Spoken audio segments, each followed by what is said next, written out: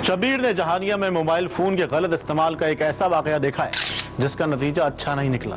महबूब नामी शख्स एक ढाबे पर बावर्ची था और अक्सर अपने दोस्तों को अपना मोबाइल फोन इस्तेमाल करने के लिए दे देता था।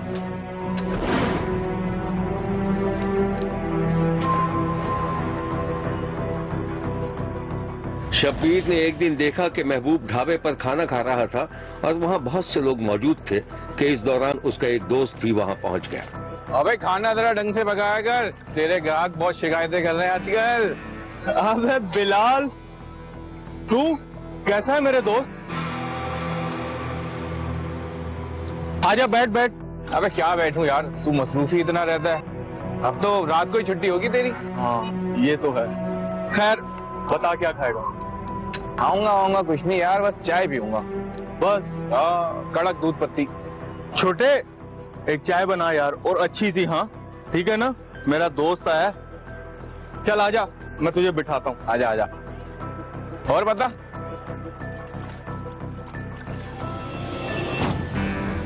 हाँ भाई बैठ बिलाल। हाँ वैसे खैर तो है ना? खैर से चक्कर लगाया? अबे तू अपनी पतीली देख, वहां पे सालन वालन ना जल जाए कहीं तेरा। अबे तू फिक्र मत कर, नहीं जलता सालन। यार असल में ना मेरा मोबाइल खराब हो गया था, दुकान में बंद ने दिया हुआ था और मोबाइल लेने आया हूँ तो उसकी दुकान ही बंद। मुझे याद आया तेरा ढाबा भी नजदीक ही है, सोचा चक्कर लगा लूं, तुझसे सलाम दुआ कर लूं। हाँ तो अच्छा किया ना, इसी बहाने मिल लिया। खैर मेरा फोन ले लेना अगर कोई खास कॉल करनी है तो। यार बात दरअसल ये है कि एक औरत से ना मेरी नई नई दोस्ती हुई है, बस उसी से बात करनी थी, मगर फोन ही नहीं है मेरे पास। हाँ तो मेरा फोन ले लेना, बात कर ले उससे। वैसे क्या नाम है उस परी का? नाम नहीं बताऊंगा मैं तुझे। अच्छा भाई तू नहीं बता, ले चाय आ गई। अच्छा बात सुन, तू चाय वाय पी और ये ले फोन, तू बात कर, मैं थोड़ा काम कर लूं, बहुत थका हूं। ठीक है? हाँ तू काम कर चल ठीक है, चल मेहरबानी। ओके। बिलाल चाय की प्याली उठाकर ढाबे से बाहर एक जगह जाकर बैठ गया और फिर उसने मुबैना तौर पर उस इकरा नामी औरत को फोन मिला दिया। महबूब भाई बहुत बहुत शुक्रिया, तुम्हारा फोन दे दिया।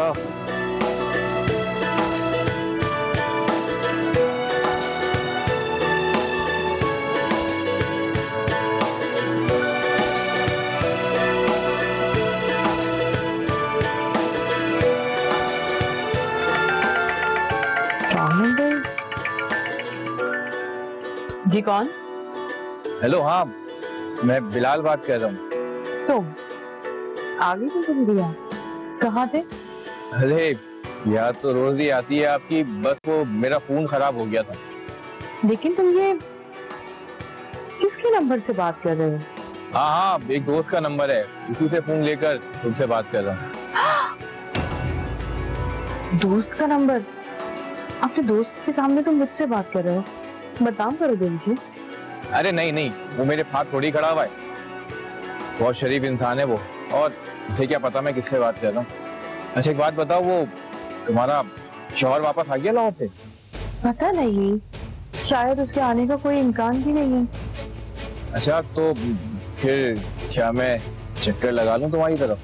कोई जरूरत नहीं है, फौरन फैल जाते हो। तुम समझते क्यों नहीं हो? अगर किसी ने देख लिया ना तो बिना वजह बदनामी गले पड़ जाएगी, और तुमको तो पता है ना, 3 बच्चों की माँ। अच्छा एक बात तो बताओ, वैसे तुम खुश तो हो ना उसके साथ? खुश हूँ या नहीं हूँ ये तो मुझे भी नहीं मालूम। अबे ओ, क्या सारा बैलेंस खत्म करेगा मेरा? ये पीछे से किसकी आवाज आ रही है? तुम्हारे दोस्त की? अच्छा चलो मैं तुमसे बाद में बात करता हूँ। हाँ अल्लाह। ठीक है, इंतजार करूंगी मैं। आ रहा हूँ। वो बैलेंस की पड़ी हुई है।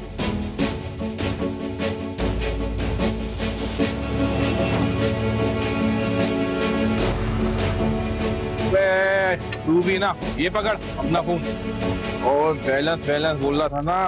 हाँ ये ले 100 रुपए, बैलेंस भी डलवा लेना। बड़े पैसे आ गए भाई तेरे पास। वैसे है कैसी हो? यार है तो ऐसी जो एक बार देख लेना दीवाना हो जाए उसको। तो फिर मिलवाना मुझे भी उससे। अबे चलना, निकल अपना काम कर, खाना बना। मैं भी निकलता हूँ, मुझे भी जाना है, देर हो रही है। शाम में चक्कर लगाऊंगा, शायद दुकान खुल जाए। ठीक है? हाँ हाँ खुल जाएगी, तू आ जाना। चलता हूँ, अल्लाह हाफिज। ओके।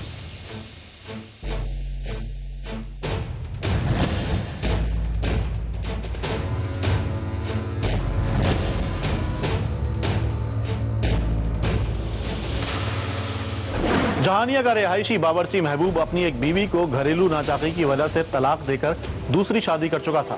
दोनों बीवियों से उसके 4 छोटे छोटे बच्चे थे। महबूब का दोस्त बिलाल एक अनदेखी औरत के बारे में महबूब को बता रहा था। उसने महबूब का तजस्सुस बढ़ा दिया। शब्बीर ने देखा कि महबूब की छुट्टी हुई तो वो हाथ मुंह धोकर ढाबे पर ही खाना खाने बैठ गया।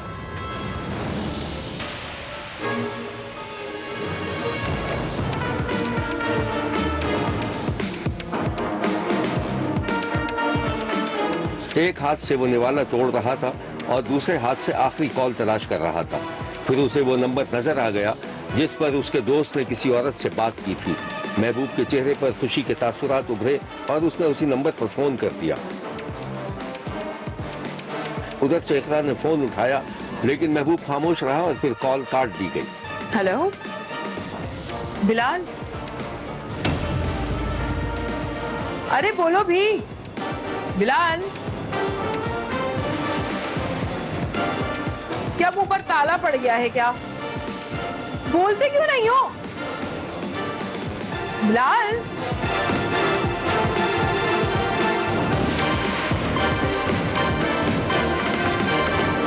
इकरा ने फोन बंद कर दिया था।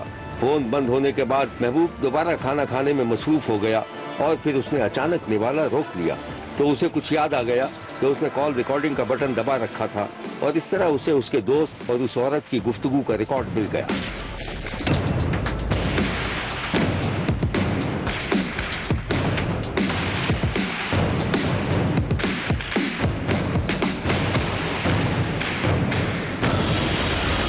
जी कौन? हेलो, हाँ मैं बिलाल बात कर रहा हूँ। तो आगे से तो मिली यार, कहाँ थे? अरे याद तो रोज ही आती है आपकी, बस वो मेरा फोन खराब हो गया था। महबूब ने इधर उधर देखा और फिर ढाबे से बाहर निकलकर निस्बतन एक महफूज मकाम पर फोन कानों से लगाकर रिकॉर्डिंग सुनने लगा। अच्छा एक बात बताओ, वो तुम्हारा शौहर वापस आ गया लाहौर से? पता नहीं, शायद उसके आने का कोई इम्कान भी नहीं है। अच्छा तो फिर क्या मैं चक्कर लगा लूं तुम्हारी तरफ?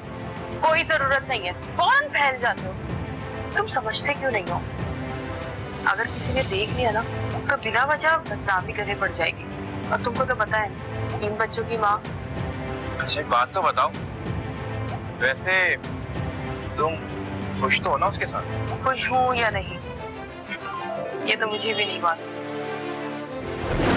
फोन रिकॉर्डिंग से महबूब पर हैरतनाक इंकशाफ हुआ। वो न सिर्फ उस औरत की आवाज पहचान गया था बल्कि उसका नाम भी मालूम हो गया था। इकरा महबूब ही के पड़ोस में रहती थी, शादीशुदा थी, उसके बच्चे थे। शौहर लाहौर में मजदूरी करता था और कई दिन बाद घर आता था। महबूब ने खामोशी से फोन जेब में रखा और घर की जानिब जाता हुआ दिखाई दिया।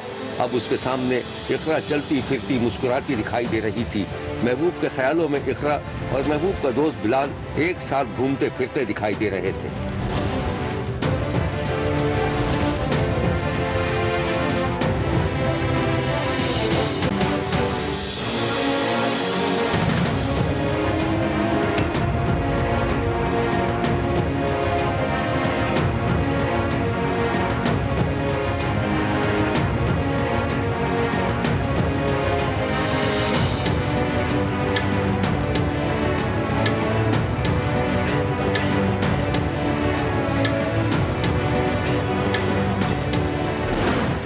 महबूब जो एक बीवी को तलाक देकर दूसरी शादी कर चुका था, अब उसके दिमाग में अपने दोस्त की मुबैना महबूबा सवार हो चुकी थी। वो किसी भी तरह अपने दोस्त का पत्ता काट कर इकरा से दोस्ती करना चाहता था। इस मकसद के लिए महबूब ने एक खतरनाक मंसूबा बनाया। एक दिन शब्बीर ने देखा कि इकरा बाजार से खरीदारी करके निकली तो महबूब मोटरसाइकिल लिए खड़ा था। वो पैदल चलने लगी तो महबूब ने उसे मुखातिब किया। मैं छोड़ दूं? कौन हो तुम? अरे आप ही के तो मोहल्ले में रहता हूँ। आप मुझे नहीं जानती, लेकिन मैं तो आपको जानता हूँ। कैसे जानते हो मुझे? अरे आप बिलाल की दोस्त हैं ना? दोस्त है वो मेरा। इस कहानी की मजीद तफसीलात हम आपको दिखाएंगे, लेकिन एक ब्रेक के बाद। कहीं जाइएगा मत, क्योंकि कोई देखे ना देखे, शब्बीर तो देखेगा। मैं छोड़ दूं? कौन हो तुम? अरे अरे आप ही के तो मोहल्ले में रहता हूँ। आप मुझे नहीं जानती, लेकिन मैं तो आपको जानता हूँ। कैसे जानते हो मुझे? अरे आप बिलाल की दोस्त हैं ना? दोस्त है वो मेरा। मैं किसी बिलाल को नहीं जानती, और अगर आइंदा तुमने मेरा रास्ता रोका ना तो पुलिस को बुला लूंगी, समझे तुम? अरे नहीं नहीं, पुलिस को मत बुलाइएगा, ऐसा मत करें। मैं तो बस हमदर्दी कर रहा था आपसे। खैर। इकरा गुस्से के आलम में आगे बढ़ गई और महबूब मुस्कुराता हुआ देखा गया।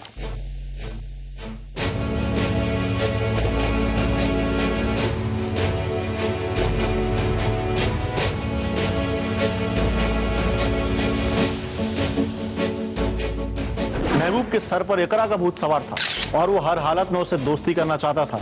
इसके लिए उसे एक नई तरकीब सूझी। उसने अपने दोस्त बिलाल की बुराइयां करने का मंसूबा बनाया। एक दिन शब्बीर ने देखा कि महबूब ने निहायत एतमाद और यकीन के साथ इकरा को फोन मिलाया हुआ था। हेलो, कौन? बिलाल? जी माफ कीजिएगा, ये बिलाल का नंबर नहीं है। मेरा नाम महबूब है और वो मेरा दोस्त था। तो आपको उसने मेरा नंबर दिया था? जी आपने गौर नहीं किया, मैंने कहा था वो मेरा दोस्त था, यानी अब नहीं है। क्या मतलब? मैं समझी नहीं। बस छोड़ें आप इस बात को, मैं आपकी भलाई चाहता हूँ। बस आप उससे दोस्ती खत्म कर दें, क्योंकि वो एक ब्लैकमेलर इंसान है। ब्लैकमेलिंग तो समझती है ना आप? जो भी हो, कान खोलकर सुन लो, मैं किसी बिलाल को नहीं जानती। आइंदा मुझे फोन मत करना, समझे तुम?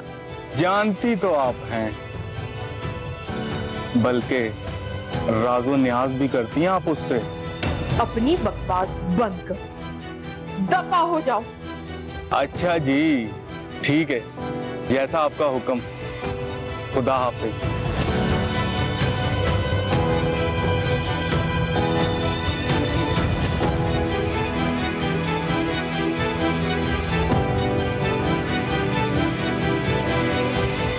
इकरा इस कॉल के बाद बहुत उलझ गई थी और इधर उधर टहल रही थी। उसने बिलाल को फोन मिलाया, लेकिन फोन बंद था। आपके मिलाए हुए नंबर से जवाब मौसूल नहीं हो रहा। बराए मेहरबानी थोड़ी देर बाद कोशिश कीजिए। इसी दौरान उसको व्हाट्सएप पर एक वॉइस नोट दिखाई दिया। इकरा ने सुनना शुरू किया था कि फौरन उसकी आवाज कम कर दी और फोन को कान से लगा दिया। ये बिलाल और इकरा के दरमियान होने वाली वो गुफ्तगू थी जो महबूब के फोन में उस वक्त रिकॉर्ड हो गई थी।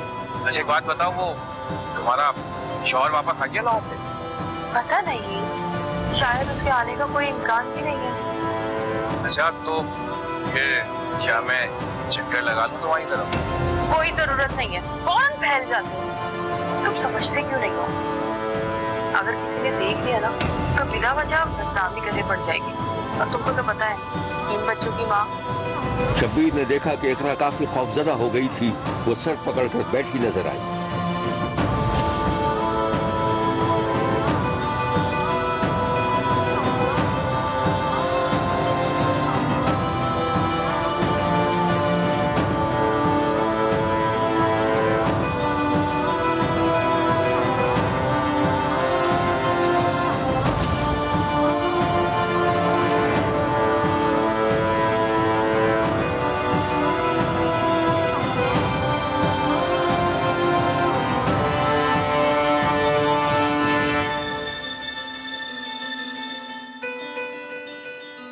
इकरा की कुछ समझ में नहीं आ रहा था कि वो क्या करे। फिर एक दिन उसने हिम्मत करके महबूब को फोन कर दिया।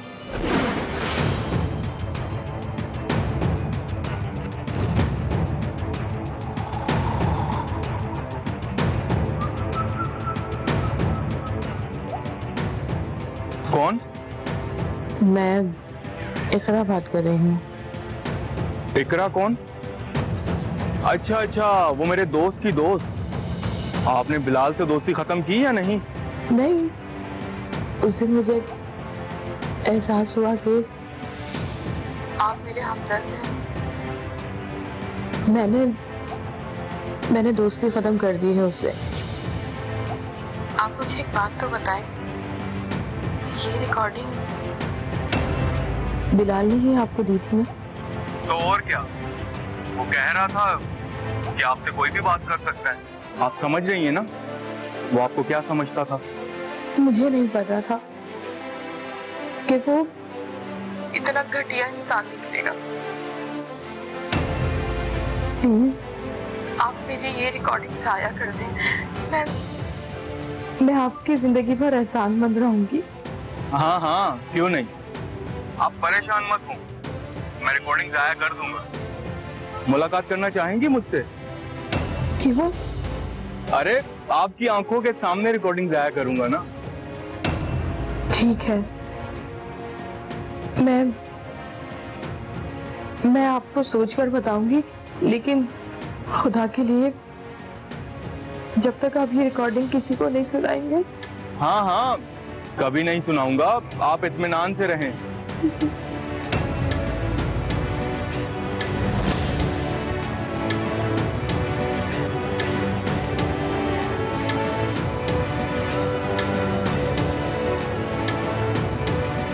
महबूब ने इकरा तक रसाई का जो मंसूबा बनाया था उसकी घिनौनी शक्ल वाज़ेह होती जा रही थी। वो बार बार इकरा को मुलाकात के लिए कहता, लेकिन इकरा इसे किसी ना किसी बहाने से टालती जा रही थी।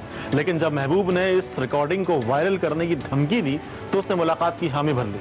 उसके साथ ही शौहर को एतमाद में लेकर उसे सब कुछ बता भी दिया।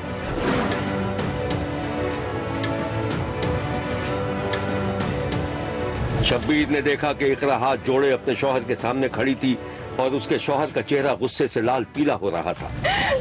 मुझे माफ कर दीजिए, अल्लाह के वास्ते मुझे माफ कर दें।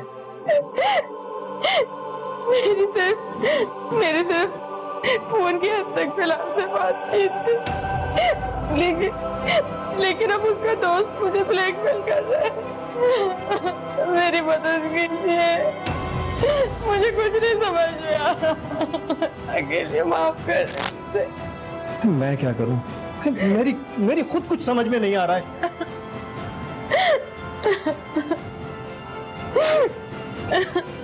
सजा दे ले और आगे नहीं जाना है ना।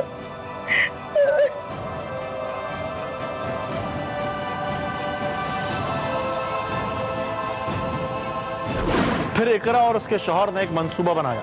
मंसूबे के मुताबिक इकरा ने खाली घर में महबूब को मुलाकात के लिए बुला लिया और इकरा का शौहर किचन में छुपकर खड़ा हो गया। महबूब ने मुबैना तौर पर रिकॉर्डिंग जाया करने के लिए इकरा को ताउन पर आमादा करने की कोशिश की, लेकिन जिस पर इकरा ने मुबैना मज़ाहमत की। महबूब मुतालबा पूरा ना करने पर रिकॉर्डिंग समेत जाने लगा तो इकरा के शौहर ने छुरियों के वार करके उसे कत्ल कर दिया। महबूब के कत्ल के बाद मकतूल के लवाहिकीन ने एहतजाज किया और बैनर्स लगाए। पुलिस ने कई लोगों को इस कत्ल के सिलसिले में गिरफ्तार कर लिया था, लेकिन असली मुलजिम के इकरार के बाद बाकी लोगों को छोड़ दिया गया था। इस वाक़े की जो तफसील पुलिस ने बताई थी वो ये है। हमें 1 की कॉल आई कि कत्ल हो गया है, तो मैं हमारा SHO नफरी मौके पे पहुंचे। रात का टाइम था, तकरीबन 2 के करीब। तो वहाँ छोटा सा घर था, तो डेड बॉडी पड़ी थी, वहाँ खून भी काफ़ी सारा था सहन में। तो वहाँ से हमने जाके दरियाफ्त किया उस कत्ल के बारे में। तो वो खातून कहने लगी कि ये मैंने कत्ल किया है, ये मेरी इज्जत लूटने लगा था, तो मैंने इसको छुरियाँ मार के कत्ल किया है। लेकिन वो कत्ल अकेली औरत का काम नहीं था। तो उसको हमने वहाँ से डेड बॉडी को कलेक्ट किया तहसील हेडक्वार्टर अस्पताल जानिया पोस्टमार्टम के लिए। इसके बाद हमने जो तफ्तीश का दायरा था वसी किया। तो दौरान तफ्तीश इकरा ने, जो इलियास है उसकी बीवी है, उसने इंकशाफ किया कि ये महबूब जो है मकतूल, ये 15-20 दिन हो गए हमें काले करता था, बार बार तंग करता था। जब पुलिस ने तफ्तीश की तो फिर बात क्लियर हुई कि महबूब आलम का एक लड़की इकरा से तलब था। तो टेलीफोनिकली जो इसको कॉलें करता था, जो हमने लगभग देखा तो 35 से ज़ायद कॉलें थी इनकी।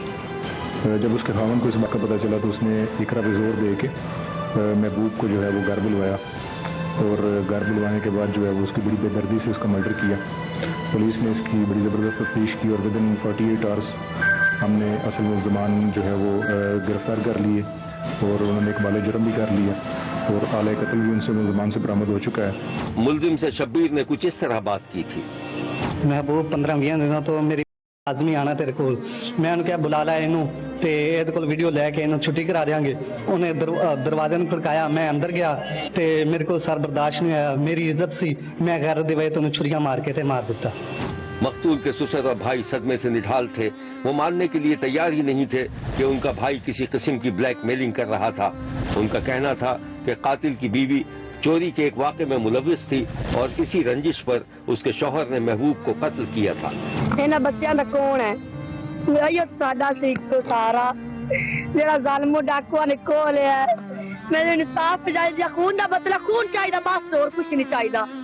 ਅਸੀਂ ਖੂਨ ਉਹਨਾਂ ਸਾਡਾ ਖੂਨ ਲਿਆ ਸੀ, ਉਹਨਾਂ ਦਾ ਖੂਨ ਲੈਣਾ ਬਸ, ਹੋਰ ਮੈਨੂੰ ਜ਼ਿਆਦਾ ਗੱਲਾਂ ਨਹੀਂ ਆਉਂਦੀਆਂ। ਸਾਡੇ ਬੰਦੇ ਨੇ ਨਾ ਚੁੱਕ ਕੇ ਲੈ ਗਏ ਜੀ, ਇਹਨਾਂ ਪਤਰੇ ਕਿੱਥੇ ਮਾਰ ਕੇ ਆਪਣੇ ਘਰ ਲੈ ਕੇ ਨੇ ਵਕੂਆ ਬਣਾਇਆ ਸਰ। ਇਹਨਾਂ ਸਾਡੇ ਬੰਦੇ ਨੂੰ ਛੁਰੀਆਂ ਨਾ ਮਾਰਾ ਸਰ। ਸਾਡੀ ਅਪੀਲ ਹੈ ਵਜ਼ੀਰ ਆਜ਼ਮ ਵਜ਼ੀਰ ਆਲਾ ਕੋਲ ਸਾਨੂੰ ਇਨਸਾਫ ਚਾਹੀਦਾ ਜੀ। ਸਾਡੇ ਬੰਦੇ ਨਾਲ ਬਹੁਤ ਜ਼ਿਆਦਤੀ ਹੋਈ ਜੀ। ਇਹਨਾਂ ਸਾਡੇ ਬੰਦੇ ਨੂੰ ਬੱਕਰੀਆਂ ਤਰ੍ਹਾਂ ਜ਼ਿਬਾ ਕੀਤਾ ਜਨਾਬ। ਅਸੀਂ ਹੱਥ ਬੰਨ ਕੇ ਗੁਜ਼ਾਰਿਸ਼ ਕਰ ਰਹੇ ਹਾਂ ਇਹਨਾਂ ਜੀ, ਇਹਨਾਂ ਸਾਡੇ ਕੁਝ ਨਹੀਂ ਅਸੀਂ ਬੋਲ ਸਕਦੇ, ਅਸੀਂ ਕੀ ਦਸੀਏ। ਇਹਨਾਂ ਸਾਨੂੰ ਜਾਨਣਾ ਬੜਾ ਜ਼ੁਲਮ ਕੀਤਾ। ਇਹਨੇ ਸਾਡਾ ਮਹਿਬੂਬੇ ਆਲਮ ਸਾਡਾ ਸ਼ੇਰ ਮਾਰ ਦਿੱਤਾ। ਇਹਨਾਂ ਸਾਡੇ ਸ਼ੇਰ ਨੂੰ ਮਾਰ ਦਿੱਤਾ। ਕਸੂਰ ਉਹਨੂੰ ਮਾਰਿਆ ਨੇ, ਕੋਈ ਦੁਸ਼ਮਣੀ ਨਹੀਂ। ਚੱਕ ਚ ਕਿਸੇ ਬੰਦੇ ਘਰ ਨਾ ਤੇ ਤੂੰ ਘਰ ਕੋਲ ਪੁੱਛ ਲੋ ਕਿ ਉਹ ਮੁੰਡਾ ਕਿਹਦਾ ਸੀ। ਔਰ ਜੀ ਤੁਹਾਨੂੰ ਸਾਰੇ ਦੱਸ ਦੇਣਗੇ ਕਿ ਉਹ ਮੁੰਡਾ ਮਾੜਾ ਸੀ ਚੰਗਾ ਸੀ। मेरे भरा का जी कोई कसूर नहीं है, सारे बंदे मारा गया। पुछ सकते बेकसूर ਨੂੰ ਮਾਰਿਆ ਨੇ। ਇਹਨਾਂ ਸਾਰੇ ਨੇ ਰਾਈਆਂ ਨੇ ਪਲੈਨਿੰਗ ਬਣਾਈ ਹੈ। ਪਲੈਨਿੰਗ ਬਣਾ ਕੇ ਉਹਨੂੰ ਬਾਹਰ ਪਿੰਡ ਤੋਂ ਬਾਹਰ ਚੁੱਕਿਆ ਗਿਆ। ਉਹਨੂੰ ਚੁੱਕ ਕੇ ਉਹਨੂੰ ਆਪਣੇ ਰਕਬੇ ਚ ਲੈ ਗਏ ਨੇ। ਉੱਥੇ ਜਾ ਕੇ ਉਹਨੂੰ ਮਾਰਿਆ ਨੇ, ਵੱਡਿਆਂ ਨੇ, ਟੁੱਕਿਆ ਨੇ ਛੁਰੀਆਂ ਨਾਲ। ਇਹਨਾਂ ਰਾਈ ਬਲਾਦਰੀ ਨੇ। ਉਸ ਤੋਂ ਬਾਅਦ ਉਹਨੂੰ ਲੈ ਗਏ ਨੇ ਆਪਣੀ ਬੱਚੀ ਦੇ ਕੋਲ। ਆਖਿਆ ਨੇ ਜੀ ਜ਼ਬਰਦਸਤੀ ਬੱਖੀ ਪੈ ਗਿਆ, ਜ਼ਬਰਦਸਤੀ।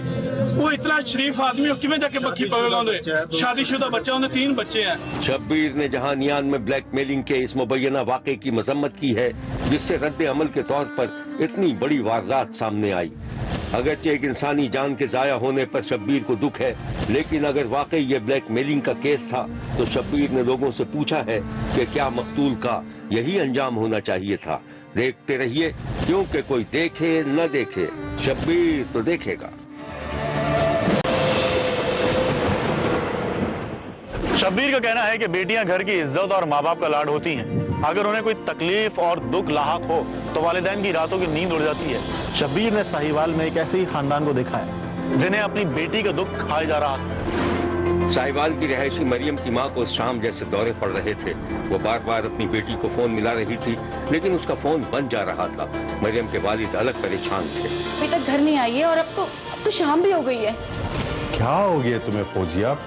अरे यही कहीं होगी, कहीं नहीं गई, किसी सहेली के पास गई होगी। तुम क्यों टेंशन लेती हो?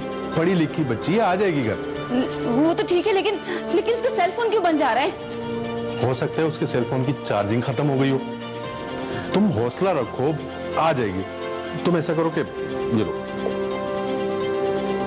ये पानी पियो। नहीं, मुझे पानी नहीं पीना। आप जाके तो ढूंढ के ले आए ना जल्दी से। अच्छा बाबा, अच्छा, मैं अभी जाकर देखता हूँ और देखना मेरे जाते ही वो आ जाएगी। नहीं, बस अब अभी जाए। अच्छा, तुम बैठो, मैं आ रहा हूँ। लेकिन आप चले जाए ना।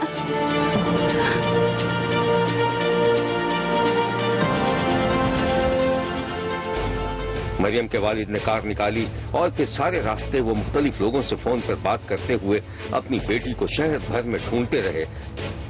काफी वक्त गुजरने के बाद मरियम के वालिद ने एक जगह कार रोक दी और स्टीयरिंग पर सर रख दिया, जैसे अब वो बेटी से मायूस हो चुके थे। उनकी समझ में नहीं आ रहा था कि वो क्या करें। फिर अचानक मरियम के वालिद को ख्याल आया कि उनकी बेटी ने उनकी बीवी से किसी फहद नामी लड़के का जिक्र किया था। उन्हें याद आया कि एक दिन मरियम की मां ने राजदाराना अंदाज में अपने शौहर को फहद के बारे में बताया था, जिस पर मरियम के वालिद ने अपनी बीवी की बात हंसी में टाल दी थी। ये ख्याल आते ही मरियम के वालिद ने कार दोबारा स्टार्ट की और अपने घर पहुंचा, जहां उनकी बीवी बेचैनी से अपनी बेटी का इंतजार कर रही थी।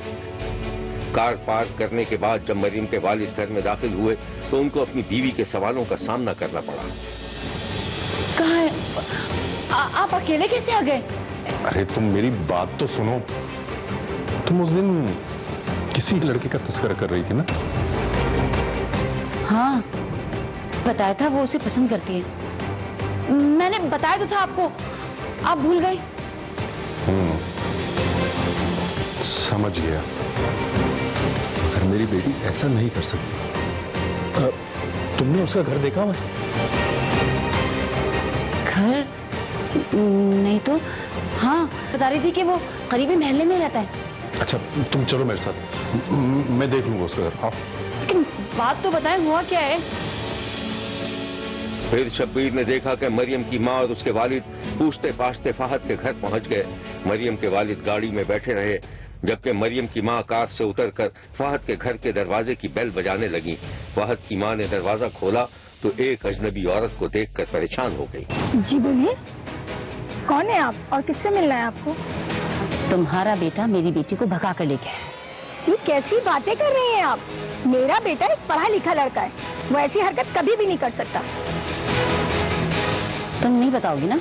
आप कसम ले लें, मुझे कुछ नहीं पता। वो किसी दूसरे शहर का कहकर गया था कि 10-15 दिन में मैं आ जाऊंगा।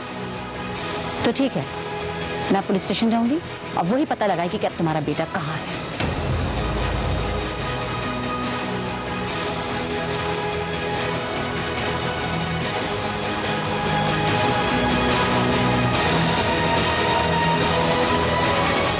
मरियम के वालिदैन ने अपनी बेटी की अगवा की रिपोर्ट थाने में दर्ज करवा दी थी और पुलिस फहद की तलाश में घर घर छापे मार रही थी। क्या वाकई फहद ने मरियम को अगवा किया था या खुदा न खास्ता मरियम किसी हादसे का शिकार हो गई थी? उस दिन शब्बीर ने देखा कि पुलिस की टीम लेडी इंस्पेक्टर के साथ फहद के घर में घुसी तो फहद की माँ घर में अकेली थी। अगर तुमने शराफत से नहीं बताया तो सारी जिंदगी जेल में सड़ती रहोगी। मुझे नहीं मालूम, मुझे नहीं मालूम। कुछ किया भी है तो उससे मेरा क्या कसूर है? हम तुम्हें कल तक की वार्निंग दे रहे हैं। कल तक तुमने पेश नहीं किया तो समझ लेना।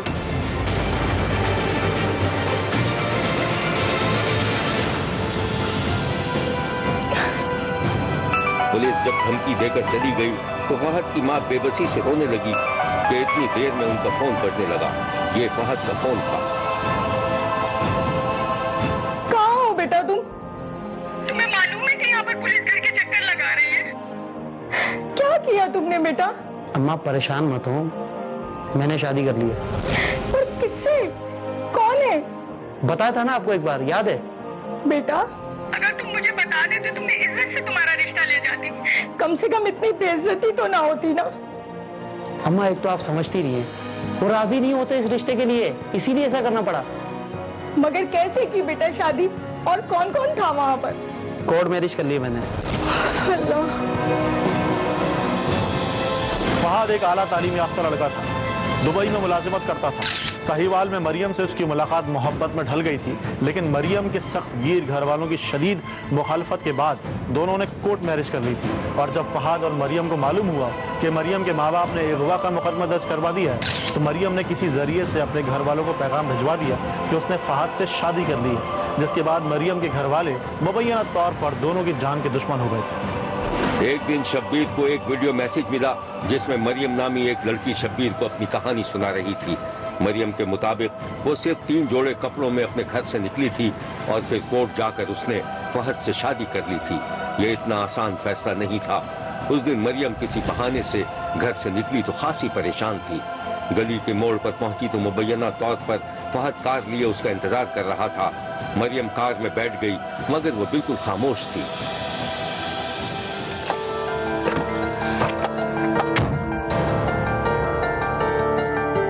क्या बात है, घबराई हुई लग रही है? जाहिर सी बात है, इतना बड़ा फैसला जो कर लिया मैंने। भरोसा नहीं है उस पर? अगर ना होता तो आते ही क्यों? अब चलो जल्दी, और ये बताओ हम जाएंगे कहाँ? परेशान मत हो, कर लिया मैंने बंदोबस्त, देख लिए जगह, हो जाएगा।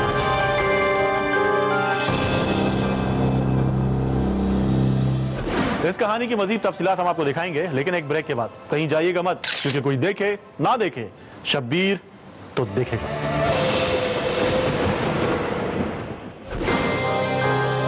परेशान मत हो, कर लिया मैंने बंदोबस्त, देख लिए जगह, हो जाएगा।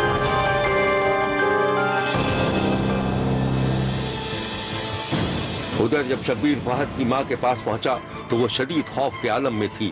उसका कहना था कि उसका बेटा बालिग है, खुद मुख्तार है, अगर उसने अपनी मर्जी से शादी कर ली है तो मैं क्या कर सकती हूँ। उससे डर था कि कहीं पुलिस उसके बेटे को कोई नुकसान न पहुंचा दे। उस दिन शब्बीर ने देखा कि फहद का कमसिन भाई स्कूल जाते हुए डर रहा था। जी बेटा, अभी तक स्कूल के लिए तुम तैयार नहीं हुए? अम्मी मुझे बहुत डर लग रहा है अम्मी, मुझे पुलिस ना पकड़ के ले जाए। अरे बेटा, तुम क्यों डर रहे हो? माँ ने अपने बेटे को गले से लगाया, उस पर दुआएं पढ़कर उसे स्कूल रवाना किया। फिर उसी रात शब्बीर ने देखा कि फहद का छोटा भाई गहरी नींद से चौंक कर उठ गया। उसने कोई डरावना ख्वाब देखा था। बेटे की आवाज सुनकर माँ भी चौंक कर जाग गई। बेटा माँ से लिपट गया। अम्मी, अरे क्या हुआ? अम्मी अम्मी वो लोग मुझे मार रहे हैं अम्मी। कौन मार रहे हैं? अम्मी वो लोग मुझे मार रहे हैं अम्मी। बेटा आप डर गए हो, आपने कोई बेहाल ख्वाब देखा है। चलो सो जाओ, चलो चलो, शाबाश। उधर शब्बीर को पता चला है कि मरियम और उसका शौहर फहद मुस्तकिल अपना ठिकाना बदल रहे हैं। फहद और मरियम का फोन मुस्तकिल बंद रहता है और जब भी कभी वो अपना फोन खोलते हैं तो उन्हें मुबैना धमकी आमेज पैगामात पढ़ने को मिलते हैं।